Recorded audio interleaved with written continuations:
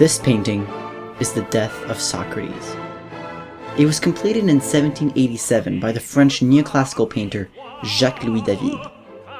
Born in 1748, David was perhaps the most important political painter of his time, painting first for Louis XVI, then for the French revolutionaries, and finally for Napoleon, until his exile to Brussels, following the return of the French monarchy. As the title suggests, the painting depicts the death of Socrates. Socrates was an ancient Greek philosopher during the Athenian classical period of the 5th and 4th century before Jesus Christ. According to Plato, one of Socrates' pupils, the great philosopher was found guilty of impiety in 399 before Christ. Given the choice to either renounce his beliefs and go into exile, or be executed, Socrates chose the latter and drank poison hemlock, much to the despair of his students. This painting is undeniably part of the neoclassical movement.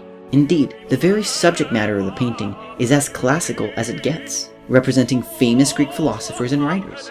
The attention to detail, the obsession over human anatomy, and the two-dimensional frieze-like structure of the painting bring back notions of the classical era, the time of Romans and Greeks. Socrates pointing upwards with his right hand can be seen as a throwback to Raphael's school of Athens.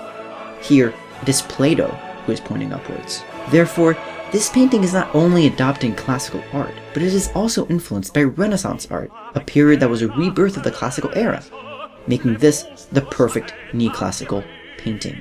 The scene of the death of Socrates is a prison. The walls of the room are flat and dark, and chains can be found around it. There are very few ornaments. The painting is describing stern reality, contrasting with the Rococo paintings of the same era.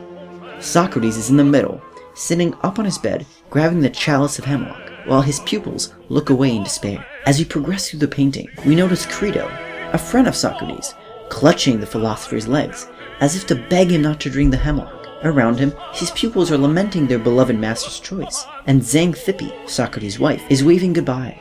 Plato is also represented, though at a much older age than normal.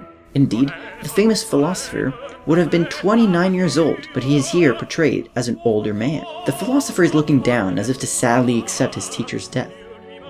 Around him, ink and paper can be found, indicating Jacques Louis David's personal acknowledgement of Plato's historical and philosophical works, most notably the Phaedo, which depicts the trial and death of Socrates. Socrates is the main focus of the painting. He's the brightest figure in the room, and all eyes are directed at him. Furthermore, the saturation in the colors is increased at the center, urging the audience to look at the primary action of the tableau. As he is discussing the immortality of the soul, Socrates is reaching with his left hand to grab the chalice of hemlock and points upwards with his right hand, indicating where his soul would go after his death. Socrates is calm, stoic, and rational compared to his pupils who are overwhelmed with emotion. As they urge him not to commit suicide, Socrates becomes a symbol of strength, determination, and commitment to ideals. Socrates is also idealized. At the age of 70, he would not have looked so muscular as he is depicted. David wants to show the immortality of ideas and the youth of the French revolutionary movement. Indeed, David had a purpose when he painted this scene. 1787 was a time of great tension in France.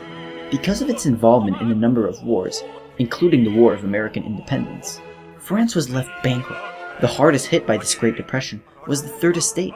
The majority of the populace could not even afford simple needs, such as bread. This economic hardship was layered with new Enlightenment thinking from French philosophers, such as Jean-Jacques Rousseau and Voltaire, who pushed for political and social reform. With a weak economy, an angered populace, and Enlightenment thinking to back them up, France was set for a great revolution. David wanted to illustrate the ideal revolutionary, a man who is willing to accept death for his ideas, here of liberty, equality, and fraternity. He illustrates a man who is fearless of death, who is ready for whatever may come in order to change the political and social landscape of France. David would become an important member of this revolution, organizing cultural and semi-religious events for his friend, Robespierre. When I visited the Metropolitan Museum of Art and entered the room with all the David paintings, I could not decide if I wanted to do this presentation on the death of Socrates or his painting of Lavoisier and his wife. Both are very beautiful paintings, but The Death of Socrates offers something more. Without even knowing about the story and the purpose behind the painting, I could feel the power, the strength, the stoic commitment of the central character as he was about to take his life. His central placement, his physical strength, and the lighting that accentuate his features all seem to indicate that he is supposed to be looked up to, that he is the ideal man. Indeed, the Death of Socrates is a warning. It is a message to all revolutionaries that they have to be prepared to die for what they believe in. This has been the Death of Socrates.